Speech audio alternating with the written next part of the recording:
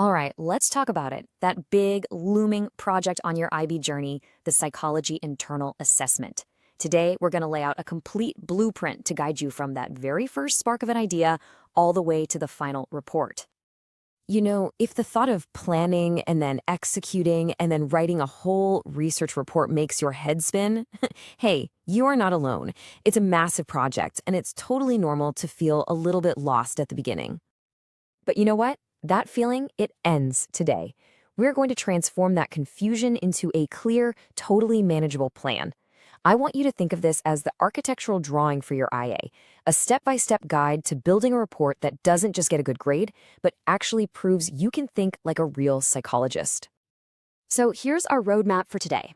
First, we'll lay the foundation by crafting your core idea. Then we'll build the framework of your report. After that, we'll add the finishing touches for a top score. And finally, we'll go over the common mistakes so you know exactly what to avoid.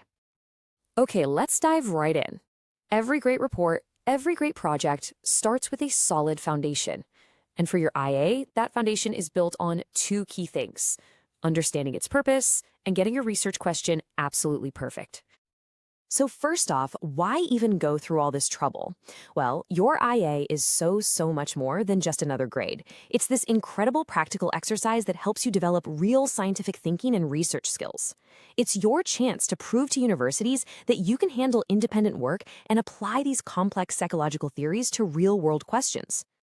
Now, the absolute cornerstone of your IA is the research question.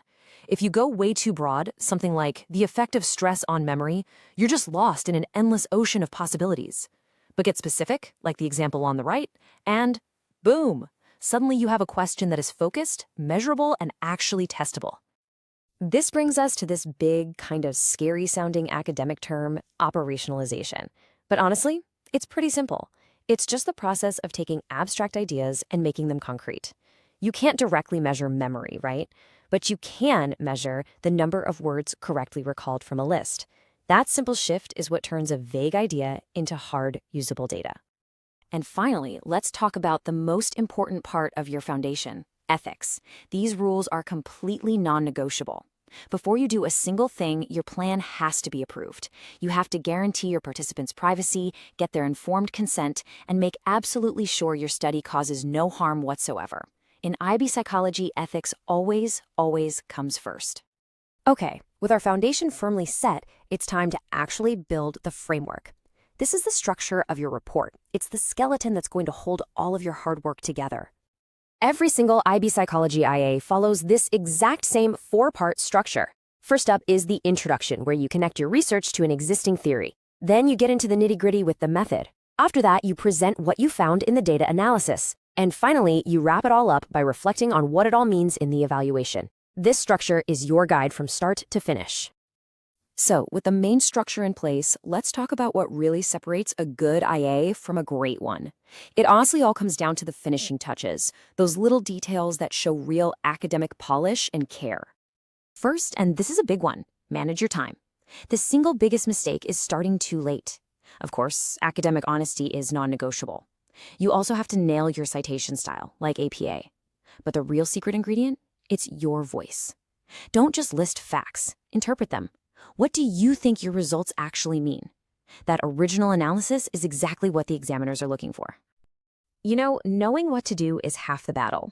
The other half is knowing what not to do. So let's run through some of the most common mistakes so you can steer clear of them from the get-go. And hey, do these look familiar? They should. They're basically the flip side of all the keys to success we just talked about. A poorly defined research question, a weak link to theory, forgetting the ethical rules, being vague about your variables.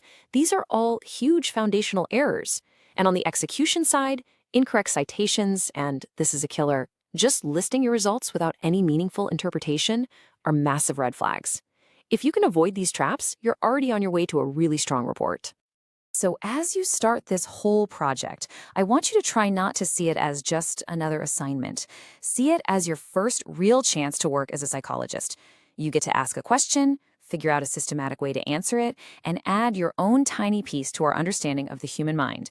The question isn't just, can you write a good report, but what will you discover when you start thinking like a scientist?